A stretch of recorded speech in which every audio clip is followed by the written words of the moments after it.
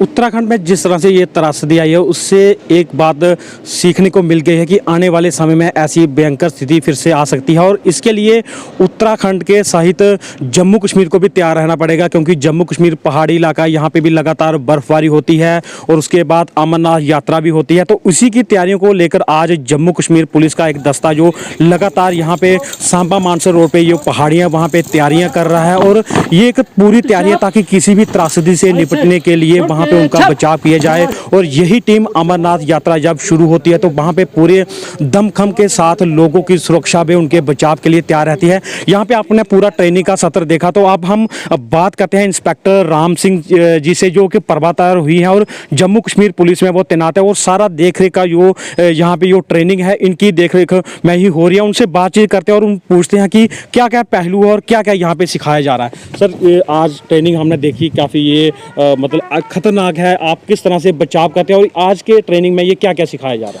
हमारा ये 15 दिन का कोर्स होता है। जो जंग लड़के हैं जो पुलिस में हैं, जो 18 से लेकर 30 साल तक होते हैं, उनको हम ट्रेन करते हैं और उनको ना बुलाते हैं। जो 15 दिन में इनको हर किस्म की ट्रेनिंग देते हैं, जो कि पहाड़ में चढ़ने और उतरने की, और किस तरह से अगर कोई नाले में कोई विक्टिम गिरा हुआ है, कोई रोड एक्सीडेंट हुआ, किसी तरह अवलांचेज आए हुए हैं, उनके लिए ये तैयार कर रहे हैं। उनको वैसी ही इनको कंडीशन की ट्रेनिंग दे रहे हैं हम।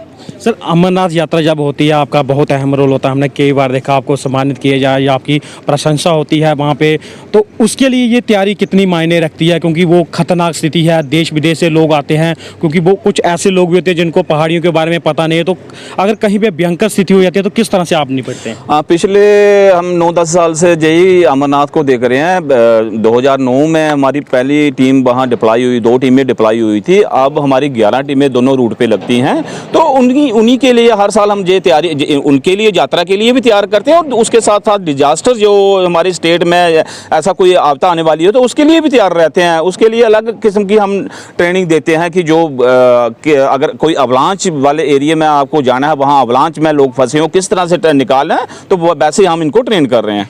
कितने जवानों का दल है और उनमें अगर उनका चयन करने से पहले किस किस तरह की योग्यता देखते हैं कि ये इनकी फिटनेस क्या होती है और किस तरह से आप कितना टाइम लगता है एक जवान को पूरी तैयारी के लिए, चाहे उसके बाद अमरनाथ यात्रा हो या कोई प्राकृतिक आपदा शुरू हो जाए? मैंने आपको पहले बताया कि हम जंग जो 18 से 30 तक जवानों को लेते हैं तो उनमें फिजिकली और मेंटली उनको देखते हैं। फिजिकली बंदा फिट होना चाहिए, ऐसे नहीं अनफिट बंदे को हम ट्रेन करते हैं। फिजिकली फिट मेडिकल उनका करवा के लेते हैं और उसके बाद उनका मेंटली पूरा तैयार होना चाहिए। पहाड़ में जब आप जाते हैं तो पहले जब तक आप मेंटली तैयार नहीं है तब तक आप वो कुछ भी नहीं कर सकते हैं। तो यही कंडीशन से रखी होती हैं, उसको फिर उसी हिसाब से हम ट्रेन करते हैं। जब ट्रेन हो जाता है और हम उसको नोट करते हैं कि ये हमारे साथ काम करने वाला जवान है भी या नहीं, हम उसी को सिलेक्ट करते हैं जो मेंटली और ट्रेन हो हमारे पास, उसी को लेकर जाते हैं। उत्तराखंड में जो त्रासदी आई है वहाँ पे 200 से अधिक लोगों की जाने गई है, अभी भी रेस्क्यू जारी है। तो इनकी जो ट्रेनिंग अगर कहीं स्थिति ऐसी बन जाए तो इसके लिए आपकी टीम पूरी तरह से? बिल्कुल, हमारे पास अभी 2009 से लेकर अभी तक 1500 के करीब हमारे लोग ट्रेन हैं। अगर ऐसा खुदा ना करे ऐसा कोई हमारी स्टेट में ऐसा कोई डिजास्टर हो, हम चाहते हैं कि अमन और चैन रहे और खुशहाल रहे लोग। तो अगर ऐसा कुछ होता है तो हम उसके लिए तैयार हैं, हमारे नौजवान तैयार हैं, को ऐसे आपदा से निपटने के लिए फुल्ली तैयार हैं ये लोग।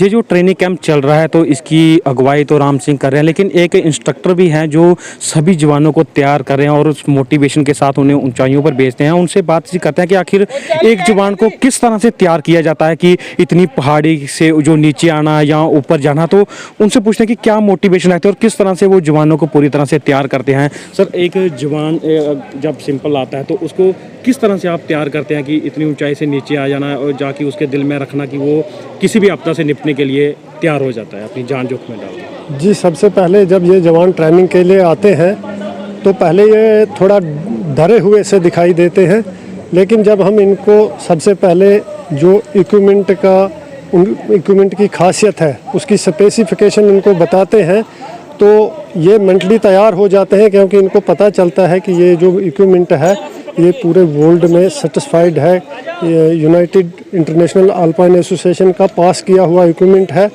और इनका डर उसी से ख़त्म होता है। उसके बाद इनको हम मेंटली तैयार कराते हैं कि आपने ये काम करना है, डर निकालना है। धीरे धीरे वो डर निकलने के बाद फिर छोटे छोटे स्लोप से उतारना इनको शुरू करते हैं। उसके बाद इनका डर ख़त्म हो जाता है। फिर इनको अपने आप को सेफ्टी के साथ कैसे असेंड करना है, डिसेंड कैसे करना है, उसके बाद किसी विक्टिम को ऊपर खाई से कैसे चढ़ाना है, ऊपर से नीचे कैसे लाना है, रिवर क्रॉसिंग कैसे करनी है, जिप लाइन पे विक्टिम को कैसे क्रॉस करना, खुद कैसे क्रॉस होना, ये सब ट्रेनिंग इनको बड़े प्रोफेशनल तरीके से यहाँ दी जाती है। और इनको एवलांच में, जैसे एवलांच में कहीं अगर कोई इंसान दब गया, एवलांच ने हिट किया, उसको सर्च करना, जो एवलांच का जो मलबा जहाँ जमा होता है उसमें कैसे सर्च किया जाता है, वो भी इनको सिखाया जाता है और इनको मेडिकली ट्रेनिंग भी दी जाती है। ख़ास बात यह है कि इस ट्रेनिंग का जो बैच अभी चल रहा है, इसमें कुछ लड़कों का कहना है कि अभी वो इस तरह से कॉन्फिडेंस उनका बढ़ गया है कि हम सर वहाँ उत्तराखंड में रेस्क्यू करने जाएंगे, ऐसा सुनने में आया, लड़के बोल रहे हैं हमारे साथ। तो कहने की बात है कि उनका कॉन्फिडेंस बढ़ गया, अभी वो तैयार है, किसी किस्म का भी रेस्क्यू करने के लिए वो तैयार है। तो यही चीज़ इनको यहाँ सिखाई जाती है हमारी तरफ से। मेडिकली तौर पर किसी विक्टिम के साथ अगर किसी को फ्रैक्चर है, उसको इमोबिलाइज कैसे करना है, ये सब चीज़ें इनको सिखाते हैं। CPR किस विक्टिम को देना है और कैसे देना है, ये भी इनको सिखाया जाता है।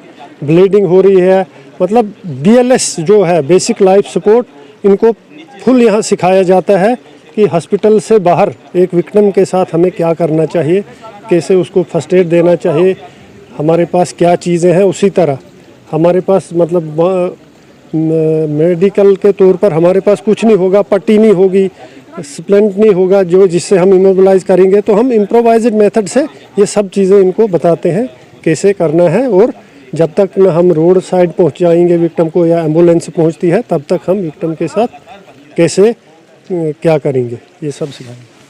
तो ये होता है कि किसी भी कार्य को करने के लिए, मुश्किल कार्य को करने के लिए डर निकलना ज़रूरी है, और इन जवानों में बहुत देखने को मिलता है। अगर आवाज़ लगाई जाए तो सभी जवान खड़े हो जाते हैं और वो निपटने के लिए तैयार होते हैं। तो किसी भी ट्रेनिंग का एक ये पार्ट रहता है कि अगर आप मुश्किल कार्य को कर रहे हो, जहाँ किसी की जान खतरे में है, वो कहीं गहराई में पड़ा हुआ है या किसी खाई में पड़ा हुआ है, तो उसके लिए होता है कि जो उसको रेस्क्यू करने वाला, उसका डर खुद खत्म होगा तो वो दूसरों की मदद कर पाएगा। और यही इन जवानों में देखने को मिल रहा है। जो इंस्ट्रक्टर हैं वो भी ये बता रहे हैं कि शुरुआत ऐसे की जाती है कि जवानों को पूरी तरह से डर खत्म है। और इन जवानों का ये भी कहना है कि उत्तराखंड जैसी त्रासदी में वो अभी भी तैयार हैं, और अगर उनको वहाँ पे भेजा जाएगा तो वो खुशी खुशी वहाँ पे जाने के लिए तैयार हो जाएंगे। पंजाब के CTV के लिए अजय सिंह, सांबा।